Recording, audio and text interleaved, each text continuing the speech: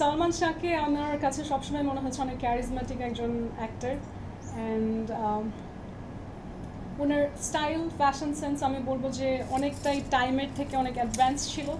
In fact আমি খুব অবাক হই যে ওনার বাচনভঙ্গি এবং ওনার বডি ল্যাঙ্গুয়েজ সব কিছুই এতটাই হচ্ছে আধুনিক যে ওনাকে এখনও যদি আমি টেলিভিশনের পর্দায় নিয়ে আসি আজকে 2025-এ তখনও মনে হবে সে মনে হয় এই সময়েরই। সো সে চিরসবুজ একজন নায়ক।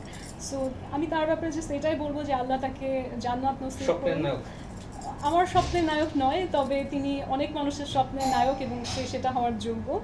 এবং আমার মনে হয় যে এখন তার জন্য তার ফ্যানদের সবচেয়ে বড় করার যেটা থাকবে সেটা হচ্ছে উনি যাতে জান্নাতে থাকে, শান্তিতে থাকে, মানসিকভাবে শান্তিতে থাকে। কারণ আমি শুনেছি যে সে অনেক মানসিক অস্থিরতার মধ্যে দিয়ে গিয়েছে যখন সে বেঁচে ছিল এবং খুব কম বয়সে তার হারাতে হয়। তো আমার ক্ষেত্রে তার প্রতি এই দোয়াই থাকবে যে সে যেন আল্লাহর কাছে মানসিক শান্তিতে থাকে।